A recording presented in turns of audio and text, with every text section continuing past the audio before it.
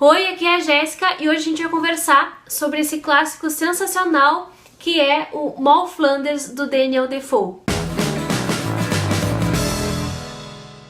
Então, esse é o 7º dia já de veda no canal e é com muito gosto que eu trago uma resenha que eu tava devendo há bastante tempo. Mas eu só consegui parar pra fazer uma resenha pra vocês agora porque eu consegui ler um texto de apoio que eu tava querendo muito ler antes de vir aqui falar sobre a obra. Eu vou começar esse vídeo falando um pouquinho sobre o enredo desse livro e sobre por que eu gostei tanto dessa leitura e tanto dessa personagem incrível que é a Moll. Então aqui a gente vai ter uma história que se pretende passar como autobiografia da Moll Flanders, mas na realidade isso aqui é um livro de ficção escrito pelo Defoe, em que ele tinha como intuito passar uma mensagem moral muito forte. Ele queria, como a Moll Flanders, dar exemplo para as pessoas, para as mulheres especialmente, sobre como não proceder, ou melhor, sobre como se prevenir de ações como as que a Moll Flanders toma aqui na narrativa. Então é um livro que se pretende extremamente moralizante, mas cuja leitura acaba saindo do controle dessa ideia inicial do autor, e eu já vou chegar lá. O fato é que a gente acompanha então a trajetória dela desde o comecinho, desde quando ela era menina, e que ela ficou sem familiares. Então ela começou a se virar muito nova, começou a procurar meios de subsistência, começou a fazer alguns trabalhos manuais para conseguir dinheiro para se manter na vida. Só que a trajetória dela não é muito agradável. Desde sempre ela passa por várias dificuldades e começa a perceber que ela vai ter que dar muito duro nessa vida para conseguir se manter com roupas, com comida, com um lugar adequado para morar, e isso faz com que ela busque sempre a sobrevivência. Mas como o próprio título do livro já diz, são venturas e desventuras da famosa Moll Flanders. Então a gente vai acompanhar também tudo aquilo que deu errado na vida dela. E ela desenvolveu várias profissões, inclusive a profissão de ladra. Já foi dito no prefácio que o próprio Defoe fez na edição, que é de 1700 e pouco. Então ela nasceu na prisão de Newgate ao longo de uma vida de contínuas peripécias que durou 3 vintenas de anos, sem considerar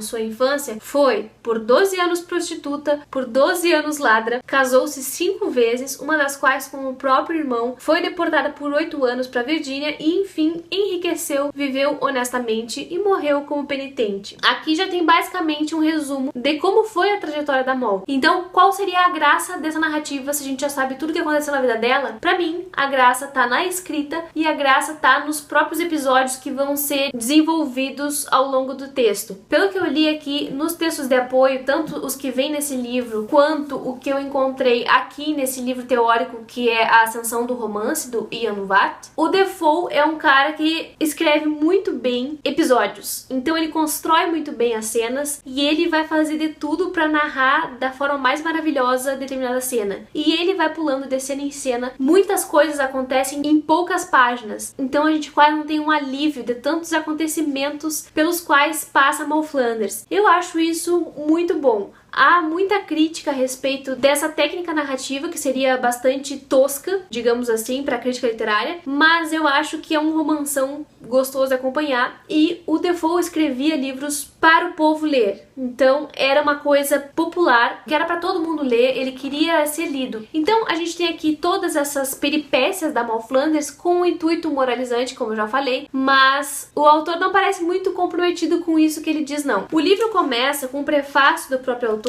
em que ele diz o seguinte: nos últimos tempos surgiu no mundo tal quantidade de romances e outras obras de ficção que será difícil o público aceitar como verdadeira uma história que oculta não só o nome real, como também outras particularidades da protagonista. Por isso, só nos cabe admitir que cada leitor forme sua própria opinião a respeito das páginas que seguem e julgue a narrativa como melhor lhe aprouver. Mais adiante, nesse mesmo prefácio, ele fala o seguinte: construído sobre essa base, esse livro é recomendado como um trabalho que há de proporcionar uma lição em cada um de seus incidentes, e o leitor poderá extrair dele referências justas e religiosas que lhe valerão boa instrução, se lhe aprouver fazer uso delas. Todas as ações dessa dama famosa e suas malfeitorias contra a humanidade são avisos para que as pessoas honestas se acautelem contra elas, pois mostram os métodos utilizados para atrair, saquear e roubar os inocentes, e portanto a forma de evitá-los. Ele fala isso no prefácio, e já no prefácio eu comecei a rir, porque eu pensei, não pode ser sério uma coisa dessas, né? Ele vai escrever sobre uma ladra, sobre uma pessoa criminosa para alertar os leitores, mas na verdade ele acaba divertindo muito os leitores, porque não tem como julgar a Moll por toda todas as ações que ela faz. Não tem como não simpatizar com essa narradora, porque tudo que ela faz é baseado no princípio da sobrevivência. Ela quer muito lutar para manter a sua existência, para conseguir se manter financeiramente no mundo, que era um mundo muito cruel, como continua sendo, para pessoas sozinhas, né? Para pessoas que não têm família ou não têm herança, e especialmente para mulheres. Essa história se passa basicamente no século 17, então vocês pensem bem na distância histórica que a gente tem dele, né? Uma coisa que eu preciso dizer sobre esse livro é que ele não tem divisão de capítulos, ele é um texto corrido,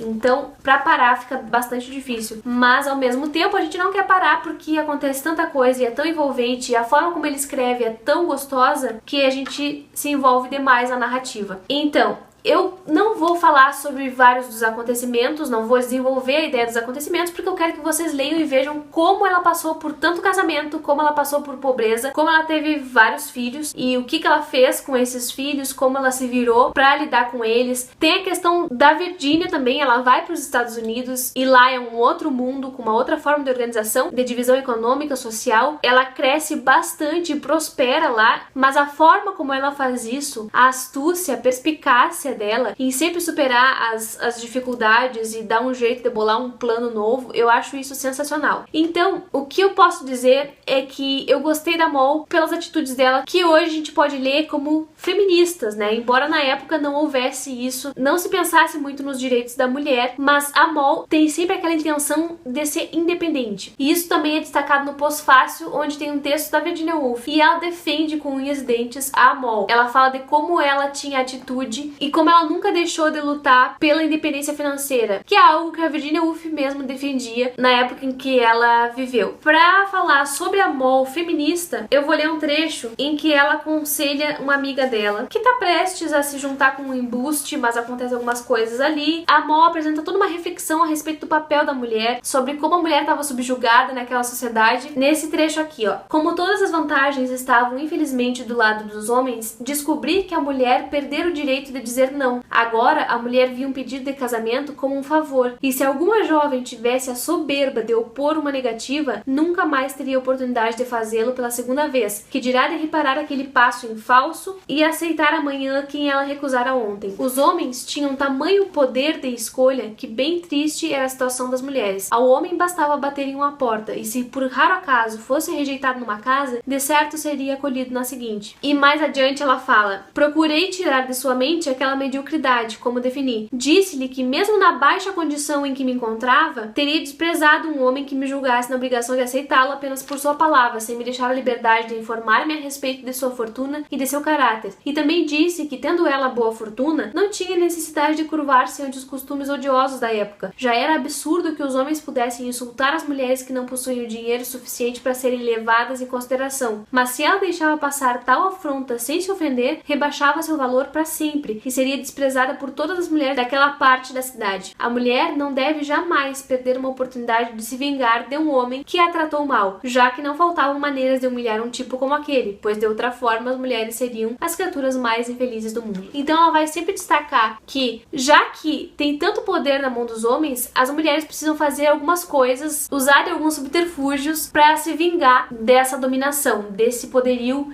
imenso que deixava a vida delas tão limitadas. Ela fala também sobre arrependimento, sobre atitudes erradas que tomou, que as amigas tomaram, enfim, em relação a casamento. Esse livro vai falar também sobre maternidade, vai mostrar uma forma diferente de lidar com a maternidade, diferente da esperada. Ela reflete muito sobre esse papel e sobre o que as mulheres passam para ser mães, ou quando não podem ser mães, e eu acho isso também bastante válido. E, enfim, gente, é um clássico divertidíssimo de ler. A distância que a gente tem dele faz com que as coisas pareçam muito irônicas, embora a crítica não aceite muito bem esse livro como um livro irônico propositalmente. Eles dizem que a ironia que tem aqui é causada pelo nosso distanciamento, por tudo aquilo que os séculos posteriores fizeram para nós, é que a gente lê o livro assim. Mas eu acho que ainda assim existe bastante bastante de ironia proposital aqui na escrita do autor, e é uma narrativa com um vocabulário tranquilo, porque, como eu disse, o Defoe escrevia para as pessoas lerem, não escrevia para ser difícil. A estrutura também é interessante porque ele faz muitas cenas envolventes, é tudo desenvolvido de uma forma muito rápida, muito clara, muito objetiva, e que tem a intenção mesmo de prender o leitor nesses fatos sobre a vida da Moll. Ele não reflete tanto sobre as consequências, a Moll não parece se arrepender muito das coisas que ela faz, que são erradas, mas eu acho que de alguma forma isso aparece na narrativa sim, embora não seja aquele guia moral que ele promete ser lá no prefácio. No finalzinho desse livro, que foi editado pela Kozak Naif, tem, como eu falei, um texto da Virginia Woolf. E aí ela vai falar sobre os personagens que o Defoe constrói, e em especial sobre o desamparo que esses personagens sempre têm nas histórias. E aí ela diz o seguinte: cada um desses meninos e meninas terá de encarar o mundo por si e ir à luta sozinho. Desde seu nascimento, já nos primeiros meses de vida, quando muito, Moll Flanders, a mais notável de todos, é aguilhoada pelo pior dos demônios, a pobreza, e é forçada a ganhar sua vida assim que aprende a costurar, indo de um lugar para o outro sem nada demandar de seu criador no que diz respeito a uma atmosfera doméstica delicada que ele não era capaz de propiciar, mas dele extraindo tudo o que sabia sobre pessoas e costumes estranhos. Desde o começo é posto sobre ela o ônus de provar seu direito a existir. Ela depende totalmente de sua própria inteligência e raciocínio para enfrentar cada situação que surge, com uma moralidade de ordem prática que ela mesma forjou para si. Vai se falar muito sobre esse sentido de praticidade. A Moll, ela é objetiva, ela sabe que ela quer ter o pão de amanhã garantido, então ela vai fazer o que for preciso para acumular riquezas, para que ela não se preocupe com a falência ou não se preocupe com a indigência, porque ela tem muito medo de ir pra rua, de pedir esmolas, de decair socialmente. Embora ela não fosse uma pessoa muito abastada, mas ela queria manter aquela posição social. E ela vai lutar por isso. Então a gente acaba aceitando todas essas coisas que ela faz e, além disso, concordando com as escolhas que ela faz. Eu acho isso de um poder imenso do narrador e, por conseguinte, do escritor que conseguiu fazer isso, né? E trazer ao longo dos séculos essa história até hoje como uma história cativante. Ela diz mais o seguinte, que o autor nos faz entender que Moll Flanders era uma mulher por sua conta e risco, não apenas material para uma sucessão de aventuras. E ela, como todas as mulheres de Defoe, é uma pessoa de compreensão muito ampla. Como não tem escrúpulo de contar mentiras caso elas sirvam a seu objetivo, há algo incontestável que envolve sua verdade, quando ela diz: ela não tem tempo a perder com os refinamentos da afeição pessoal. Deixa cair uma lágrima, permite-se um momento de desespero, mas logo vamos adiante com a história. Volta à minha história, ela diz. Seu espírito adora enfrentar tormentas e Moll Flanders se deleita na prática dos poderes que possui. Então ela rememora tudo isso quase com gosto, quase com afeição pelas coisas que ela viveu, e eu acho isso ótimo também, porque realmente foi uma vida extraordinária, cheia de peripécias, e no final ela consegue uma redenção, ela consegue, enfim, sair por cima, apesar de que o final deixa em aberto um pouquinho, porque tava tudo correndo muito bem para um lugar, mas ele tem uma quebra nessa continuidade da história, e isso ficou claro num dos textos de apoio que eu li, que o Defoe gostava de deixar as histórias em aberto para mostrar que a vida real é assim. A vida real é uma sucessão dos acontecimentos, mas que não tem uma conclusão.